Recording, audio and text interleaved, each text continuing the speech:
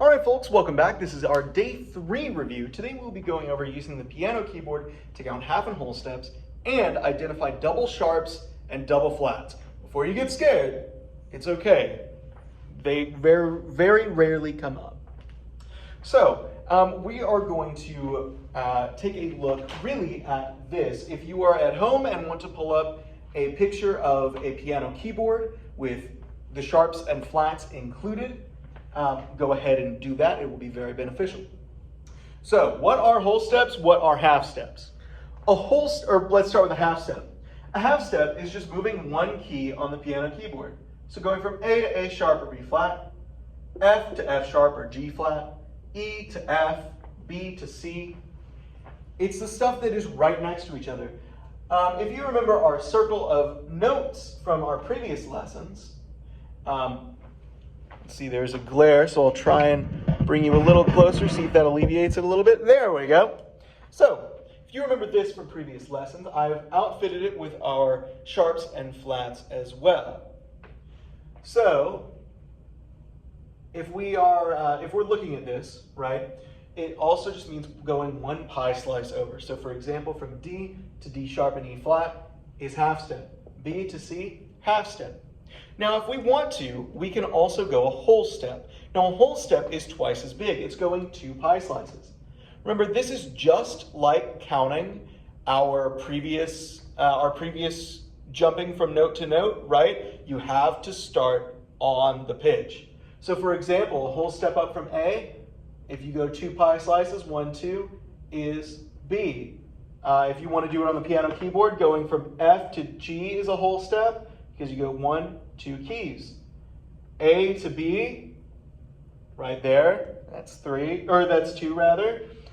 But it also works if you want to go like E flat or D sharp to F is a whole step because you do 1, 2 jumps and you're there. So what we're going to do is we're going to look at page 8 in the Clendinning textbook, and we're going to try try it number 3. So what this is asking us to do, if you don't have your textbook in front of you, is take a note and look at the half step or whole step above or below the given pitch. And if it's something like A flat or G sharp, we're going to give both of those. We're not just going to say A flat, we're going to say A flat or G sharp. So for example, that is what it gives. Number 1 is a half step above G. So we're going to go 1 key over, and it's G sharp or A flat. If we are looking at E, number 3 is above E, a half step above E, it would be F. Now, we don't have to call that E sharp. If you really want to, you can as well, but we will call it F for the purposes of this. Let's look at one that's below. Number 4 is a half step below B. So we take B, we go down 1 key. I'll give you 1, 2, 3 seconds to do that. That is A sharp or B flat, and you would have to write both of those. Let's do one more below. Number 6, we're going to look at F. So below F, 1 key down, 1 half step. I'll give you 1, 2, 3 seconds to do that. That would be E.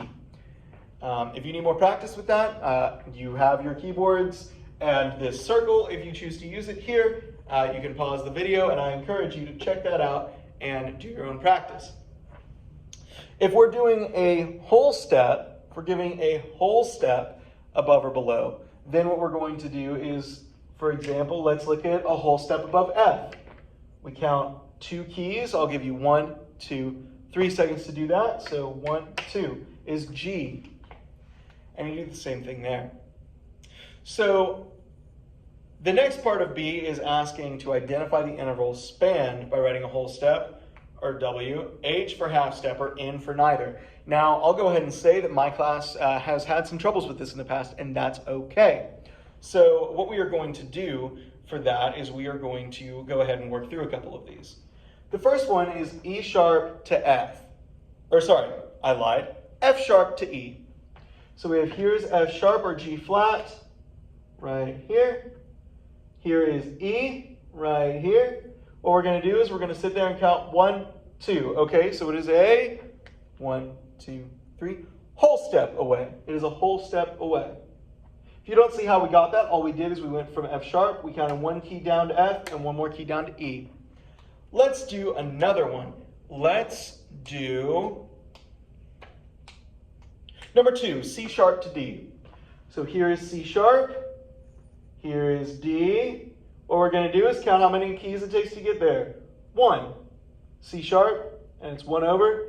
That means it is a 1, 2, 3 half step. Very good.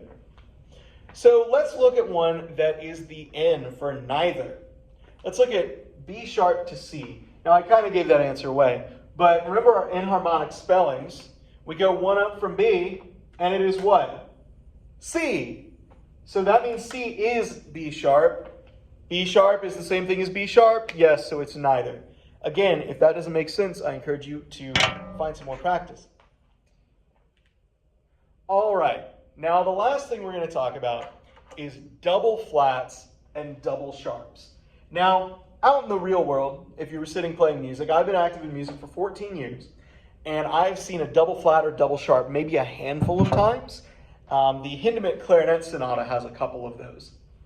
But let's go ahead and look at what those look like.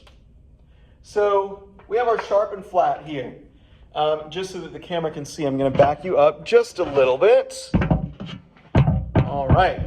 So along with sharps and flats, we have double sharps, which looks like an X, an X. That is a double sharp. So where a sharp raises it by a half step, right? We raise it by 1. A double sharp will raise it by a whole step.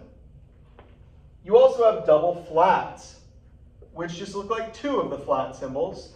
It doesn't get a fancy one. That is a double flat. Now, like I said, you don't get a fancy one for a double flat. It's just 2 of the flat symbols right here. And that means lower it by a whole step. So half steps are for single flats and single sharps. Whole steps are double flats and double sharps. Okay, so if you have any questions about that, if you're in my class, email me or text me on Remind. If you are not in my class, leave a comment. Hope you have an amazing day. See you next time.